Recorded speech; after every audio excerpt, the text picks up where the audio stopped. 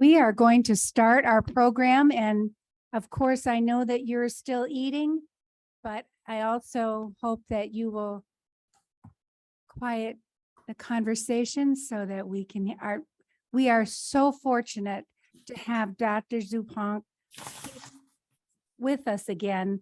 She's a pediatrician and a neurologist, and Dr. Mary Zupanc has been involved in she's going to talk with us today about, can anyone really legislate a medical decision making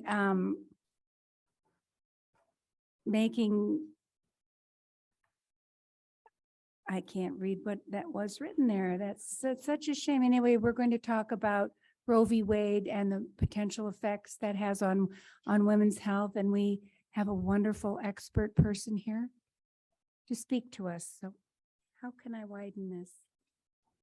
Are you good to go, Dr. Zupanc? Thank you. Can we make her bigger? Don't do that. Oh, okay. Okay. So there you go.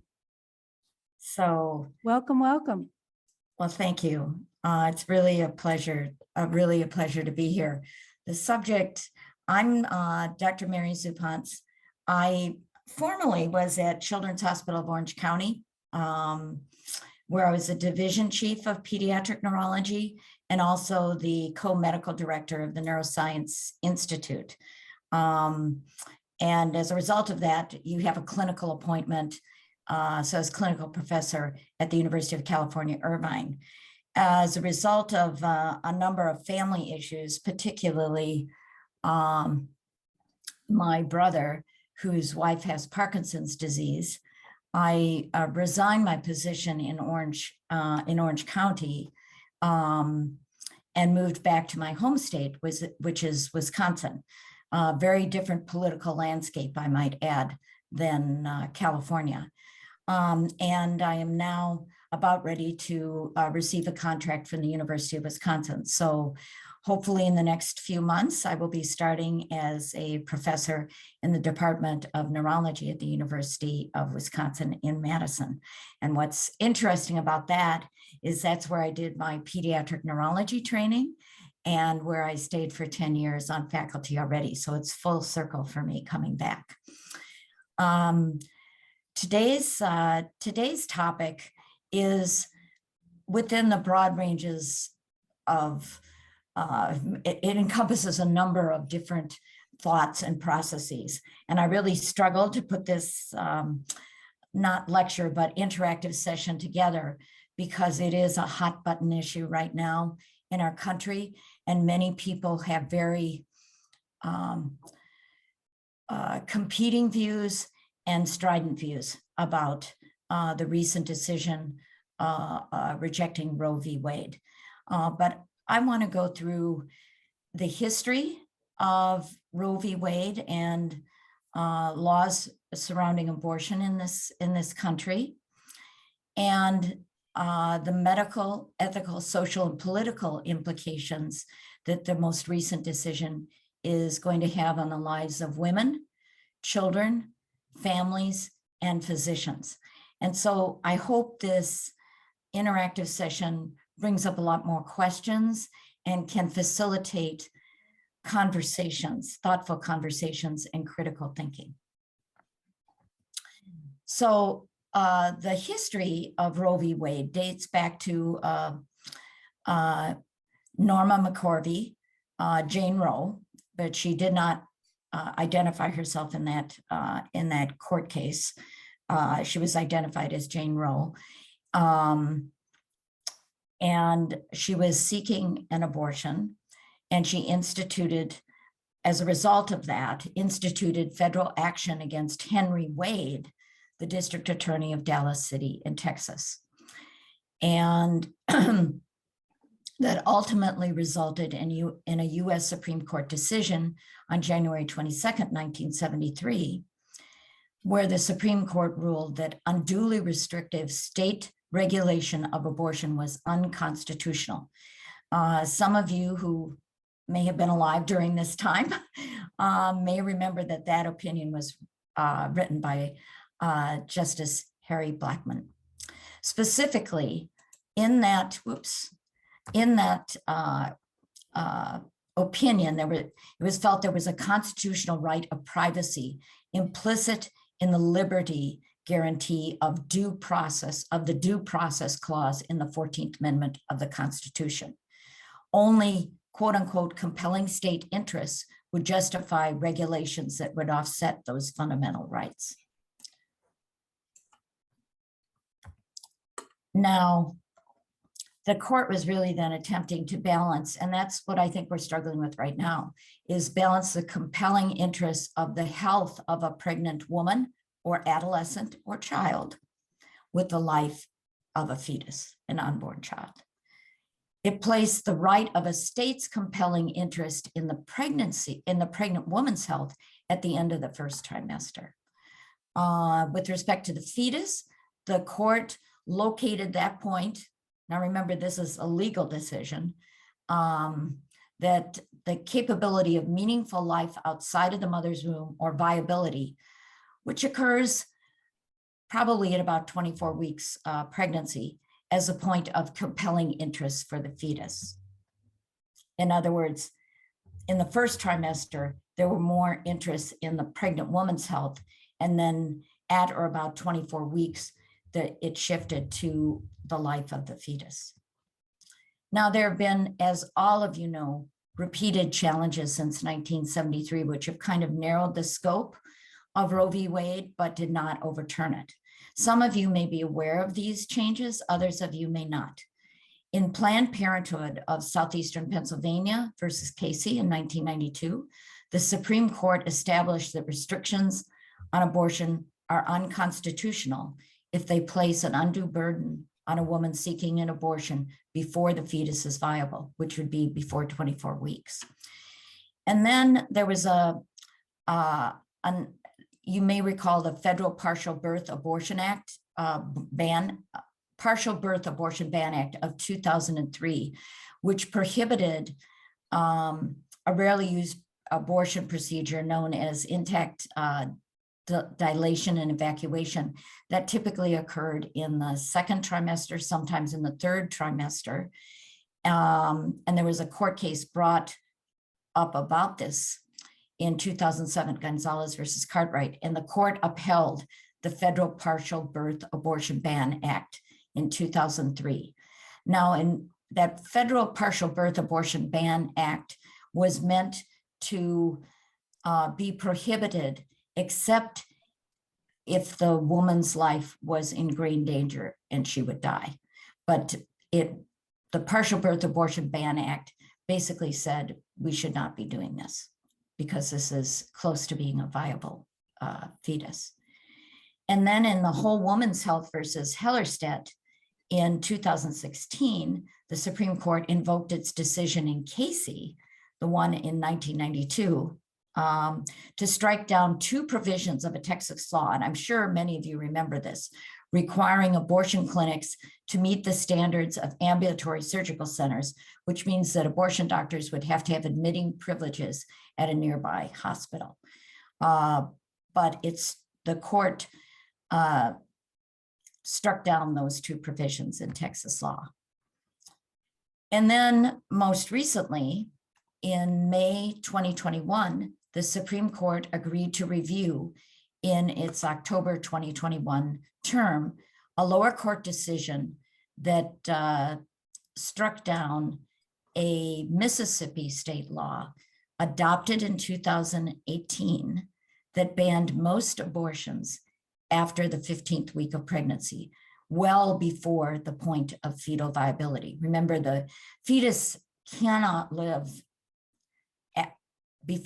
outside the womb before 24 weeks of age. And as a pediatric neurologist, I would tell you that 25, 26, 27, 28 weeks of age, babies can survive, but many of them have significant neurological problems.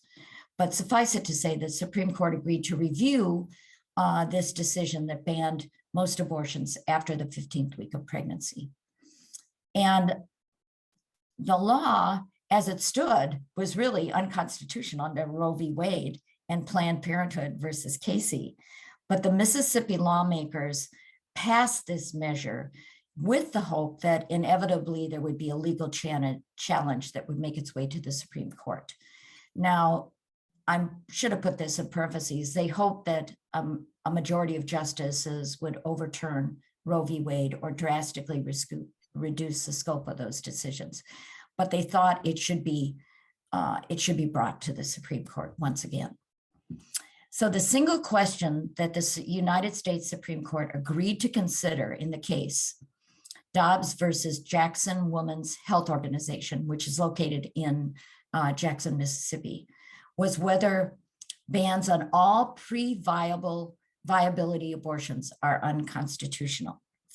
And as you know, that opinion was leaked in February 2022 and indicated that the court was going to overturn Roe v. Wade and Planned Parenthood versus Casey. That created quite an uproar. Number one, because this was a big decision. And second of all, who leaked that decision? And I still don't know. I don't think anybody knows who leaked that decision. But that was surprising. But as expected, both Roe and Casey were overturned in the U.S. Supreme Court official decision in Dobbs, which was issued just this past June 2022, in which Alito he wrote the primary opinion, held that there was no constitutional right to abortion. So that's the historical context. And I am not an attorney, so if I got some of this wrong, the attorneys in the crowd, I'm sure, will correct me. But suffice it to say, there's been a long-standing history of whether abortion should be legal, whether it should be not, and at what point should abortion be banned, or should there be any abortion, period. So as a result of this decision, let's review what some of the ramifications of this decision are, and I think some unintended consequences. One that I think is really important, and it doesn't necessarily address the reproductive health of a woman, but in May 2021, Texas adopted a law, SB 8, that effectively banned almost all abortions beyond the time at which fetal heart function, cardiac function, can be detected. Well, that's 6 weeks of pregnancy. Most of us, those of us who are women, know that when we're 6 weeks pregnant, most of us don't know we're even pregnant. Now, that was struck down in the courts because this is May 2021. But then after Roe v. Wade was overturned, many of those state laws reverted back to being legal. And this law is different because it shifted the responsibility for enforcing the ban was not state officials, but to private citizens. This is what I have a hard time grasping. So basically, SB 8 empowered any citizen to file a civil lawsuit against anyone who performs an abortion or aids and abets the performance of an abortion of a fetus more than 6 weeks old.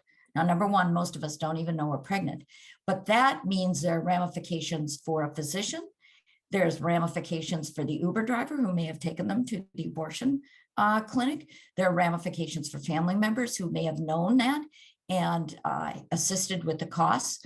There are all these ripple effects because it makes us, it makes it almost, it takes it out of state officials so they can't be sued.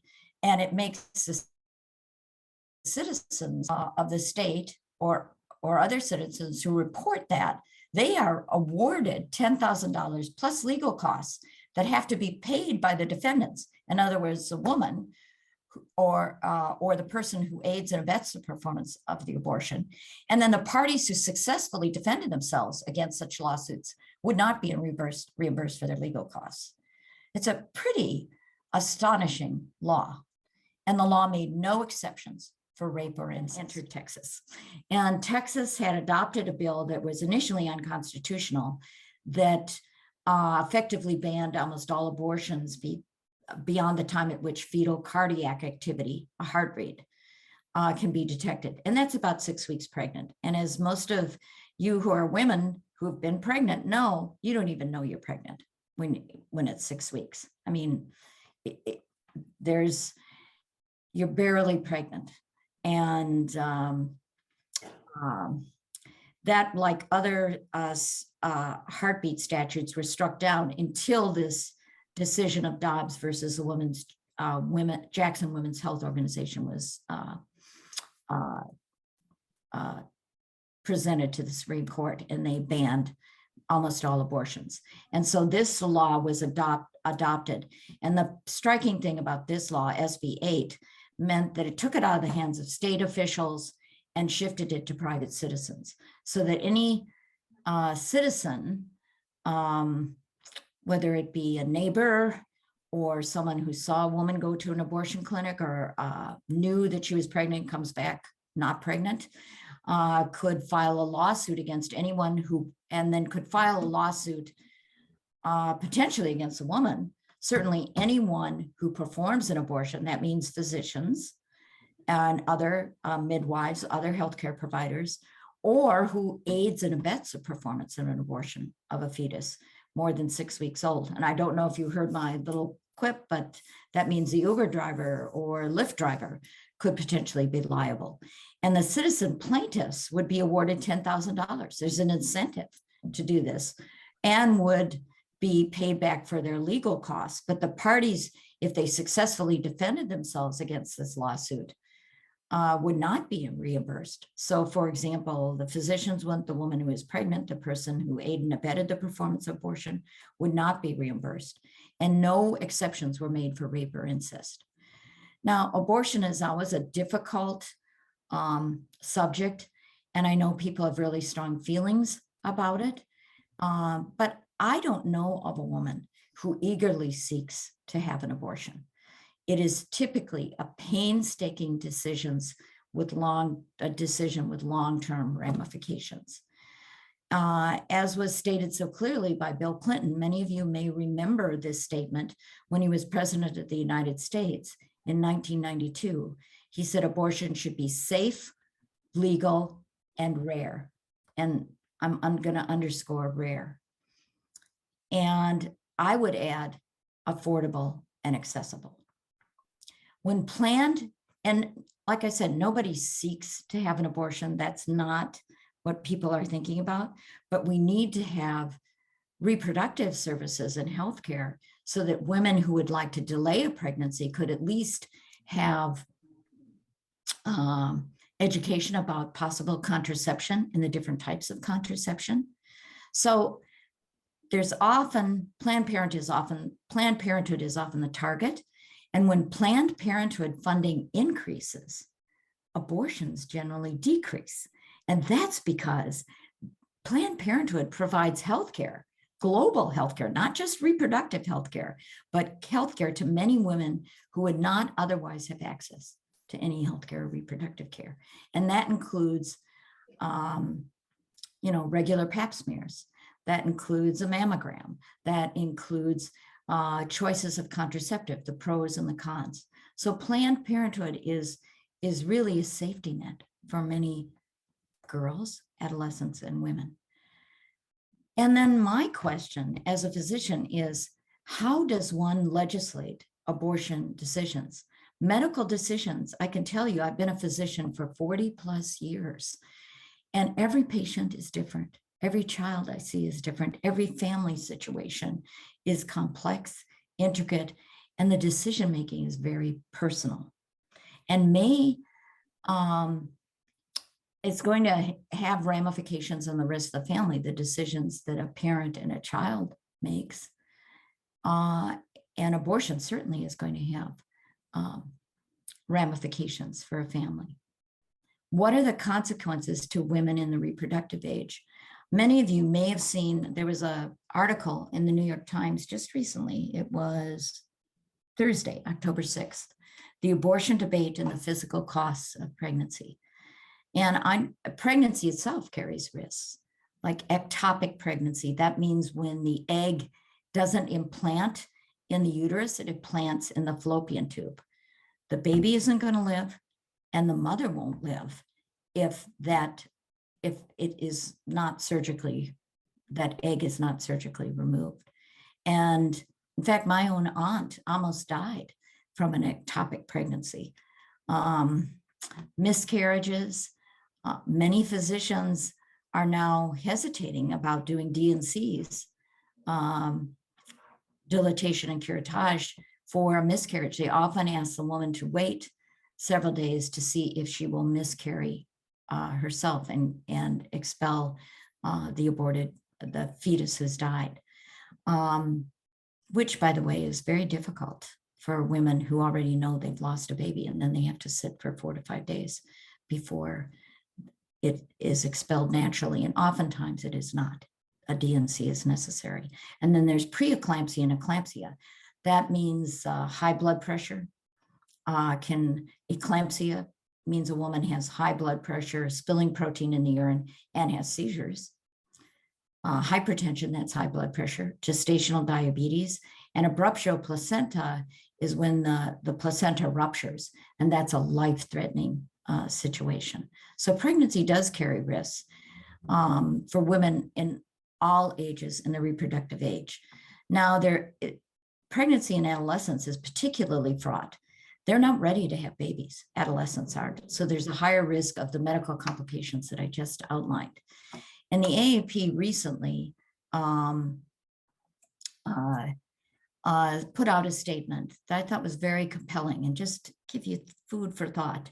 Teenagers need accurate information about their reproductive health options, because, like it or not, many teenagers are sexually active, and it would be helpful to them have comprehensive sex education and contraception. We don't want babies having babies, adolescents to be having babies. And the American Academy of Pediatrics is concerned that attempts to limit abortion care will not only interfere with the adolescent's trusting confidential relationship with their pediatrician or other physician, but could result in real psychological and physical harm. And any delays in healthcare can increase volatility in the family, limit pregnancy options, and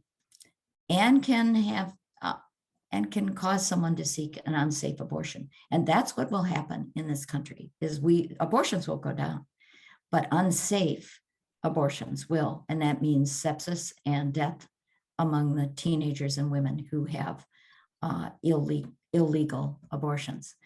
And notwithstanding that an adolescent is not emotionally or physically ready to have a child. So there are profound emotional, psychosocial, and physical consequences to pregnancy. Notwithstanding, what do we do about cases of rape and incest? Again, I'm a child neurologist. That means I'm a pediatrician, and I did 3 years of peds and 3 years of neurology. And we put out a decision that medical decisions are, again, intricate and complex, particularly when neurologic conditions are involved. So I want you to think about this. We face care decisions relating to pregnancies affected by congenital, genetic, life-threatening anomalies, neurodegenerative disorders. And then we also take care of adolescents who have intellectual and developmental impairment, who are at greater risk to being sexually assaulted. And someone may not even know they're pregnant until the 2nd or 3rd trimester, particularly if they're obese, and they're very vulnerable. So, but we also take care of children who have these congenital, genetic, life-threatening anomalies, and it's painful. It changes the lives. These children with severe neurologic impairments change the lives of their families. And sometimes it's positive, sometimes it's negative, but there is a ramification. Moreover, I'm an epilepsy specialist, and we manage medications that are correlated with a higher risk of birth defects. So all of the anti-seizure medications, for example, or many of them, have teratogenic effects. That means they can produce birth defects in a baby. Like, for example, valproate, which is better known to many of you as Depakote, carbamazepine or Tegretol, carry a risk of spinal neural tube defects that can result in spina bifida and other birth defects. So we're we issued a statement saying we're deeply concerned with the growing number of states reacting to the Dobbs versus Jackson Women's Health Organization that impedes healthcare professionals from optimally and equitably serving their patients and care providers. Other unintended consequences, cases of rape and incest. And an example is, I'm sure most of you read about this in the paper, a 9-year-old girl who was raped in Ohio and had to travel to Indiana for an abortion. Her physician, the OBGYN who agreed to do the abortion, was threatened with legal action, including not only medical disciplinary action, but also criminal penalties and probably removal of her license. And then there are cases of an inviable pregnancy. There is a woman in Missouri who is pregnant with a baby with anencephaly. That can mean anything from a defect in the skull to no where the brain stem's intact, but there are no hemispheres. That's a thinking part of the brain. But she's being forced to carry the baby to term, and she does not have the means to travel out of state. Now, this woman is going through a pregnancy that's not viable, and the baby will die upon delivery. Is that wise? Is that healthy? What are the medical, psychosocial consequences of this pregnancy? And then there are cases of pregnancy where it's known the baby will have a neurodegenerative disorder and suffer and ultimately die. Many of you probably are aware of Tay-Sachs. There's also disorders called Niemann-Pick, neuronal ceroid lipofuscinosis. There are neurodegenerative diseases that are genetic, can be tested for with amniocentesis or now just a blood test. And we know that they are not viable or will produce a baby, like, for example, leukodystrophies. Krabbe's leukodystrophy produces a very painful sensory neuropathy. So babies are in excruciating pain when they are born and ultimately die. Other questions that I have for fathers: when does fatherhood begin? Isn't any ejaculation where it produces a baby, isn't that, I think it was Legally Blonde that had the statement, isn't that child abandonment if that father is not held accountable and doesn't take care of that baby? Shouldn't fathers be held accountable? Is it the woman who is pregnant who should face legal consequences and then consequences for the rest of her life? Shouldn't we hold the father accountable?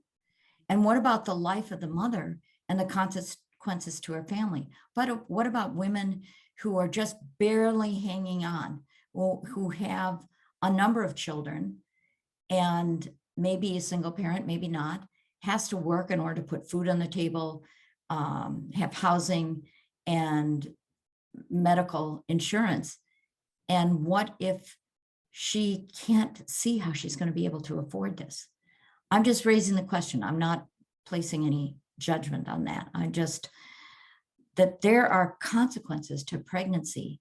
And if you're a mother doing it alone and the father's not involved and you don't have the education or the means to support that child, what happens? The ban on abortion exacerbates healthcare disparities. We know that.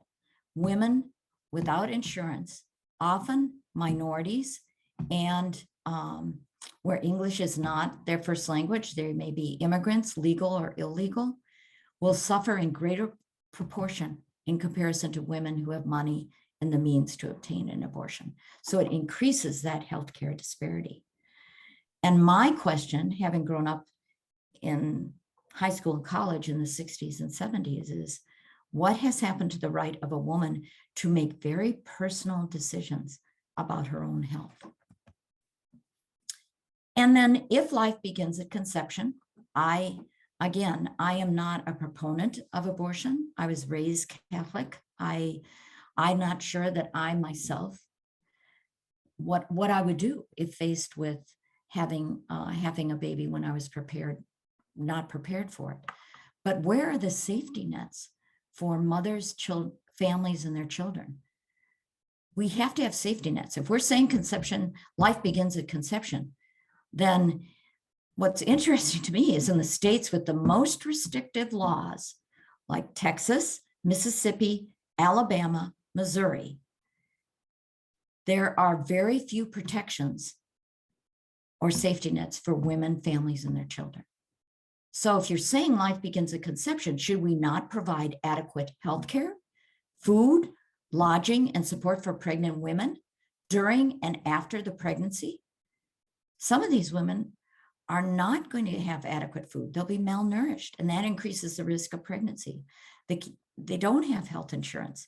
They're not going to go to the doctor until they're desperately ill. And what about putting food on the table for their children, giving them adequate supports for school? And what if, so those are the unintended consequences, I think. So if you're going to say life begins at conception, then we need adequate safety nets and support for these women and their children. And what if fathers were required to take a paternity test and support their children? And then I didn't put this in, but what if men were pregnant? Do you think this issue would exist? And I really asked that question. Do you think we would have this if men had to go through pregnancy and face the consequences of some of the pregnancy? Do you think the abortion issue would be at the top of most people's mind? I don't think so. I don't think we'd, I just would pose that question. But I think fathers need to take responsibility. It's a 50-50 deal here. Now, what does the future hold? Wow, this is a big divide in our country. Now, California is actively working to assist women who are pregnant and seeking an abortion. I happen to live in Wisconsin now, where the 1849 abortion ban is now in place, which criminalizes abortion for the woman and the physician and is very punitive. And there is no abortions are legal anymore in our state. So Minnesota, who's more liberal on that regard, in Illinois, they're going to be accepting our patients if that adolescent or woman has the means and can travel to that state. So it produces big divisions in our country and among our states. And then physicians, my OBGYN colleagues, they're reluctant to proceed with life-saving measures, like I talked about a DNC for a miscarriage, or intervening early in a pregnancy where the woman's life is in jeopardy, like with out-of-control hypertension. They may not intervene early enough before with an ectopic pregnancy or a miscarriage until the woman is septic, and then it may be too late to save her life. So many physicians are reluctant, or at least think about it before they proceed, think carefully about it, because they're worried about prosecution and the criminalization of abortion. And then they've worked all their life to have their medical license, and they're worried about losing their medical license. And we all take the Hippocratic Oath. In fact, I have it right here in my office, which says, do no harm. And it puts physicians in a conundrum and really creates cognitive dissonance. And then if we want to ban abortion, then are we prepared as a country to support women, children, and families? We certainly don't act like it, not in this country. And given all of these unintended consequences and all the questions that I'm just posing, my question is, because it's such a hot button political issue and of course, religious issue, is there a way we can reach a consensus on this issue? Is there a way we can sit down and have reasonable, critical conversations and reach some kind of agreement or consensus?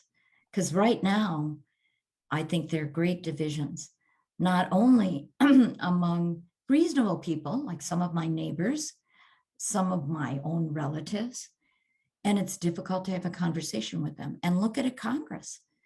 You know, we have all these fights going on, and nobody is sitting down to really legislate and think about some of the unintended consequences of the decision they make. They just know, well, if you're Republican, I'm going to be this way. If I'm Democrat, I'm going to be this way.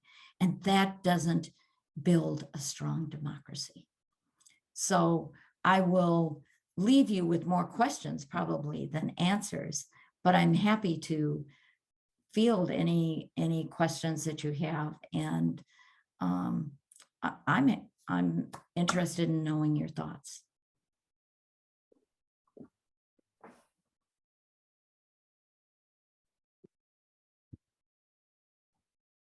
If you have questions, I can repeat them so that she That can would be answer great. them. Erica?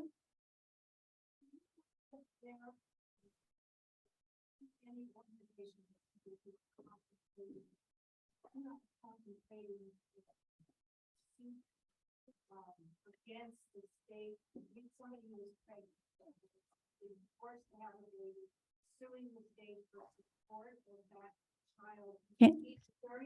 Can you hear her? No, I can't. I'm sorry. Okay, she wants to know if there are any organizations. So, oh, there's the microphone, Erica.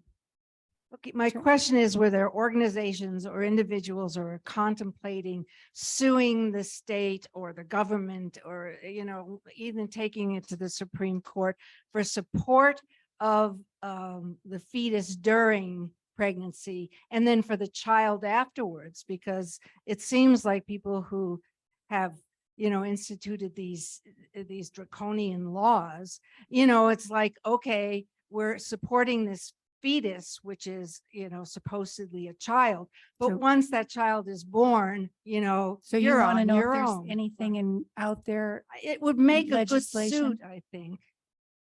I think it would make I know that suits are being contemplated.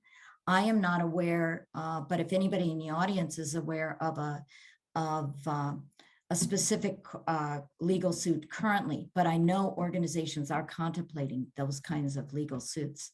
And I think that's a reasonable question. I'm glad you used the word draconian, because it's like we as women, we get pregnant and then we're on our own. And the father doesn't necessarily have to be involved. Hopefully, in many cases, that individual is, but we do not. If you look at Europe versus the United States, we do not support women, children, and families the way they're supported in other countries. And I think think of the morbidity and mortality of pregnancy in the United States is lower than most countries. Certainly all the ones in Europe, we fall at the bottom. And if we're going to do this, then I agree with you. We have to institute some supports. But I think it would be a perfect legal suit. And I know organizations are talking about it. I don't know of any one that has been filed as yet. Do we have any other questions? Thank you, Twyla.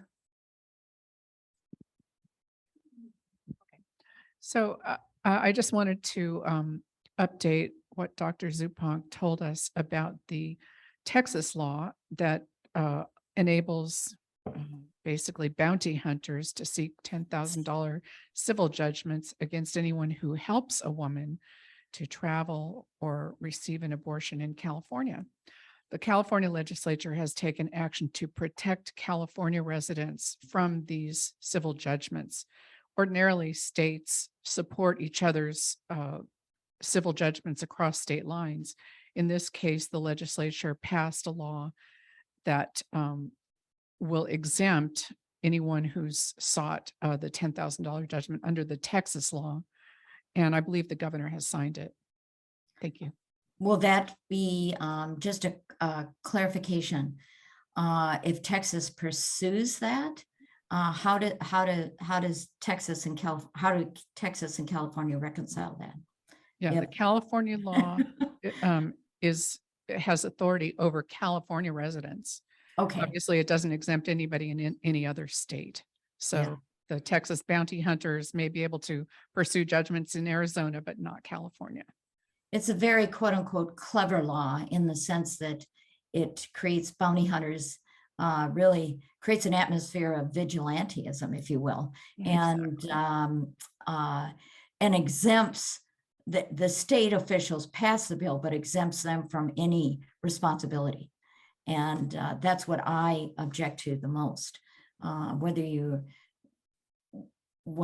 believe that the fetus is a viable as a baby at 6 weeks age or not, I just think it pits citizen against citizen and people against people. It's just, to me, a horrible law. It was a very clever legal ploy, and it Yes. actually exempted it from Supreme Court to weigh in, because it's simply civil judgments in the Correct. state courts.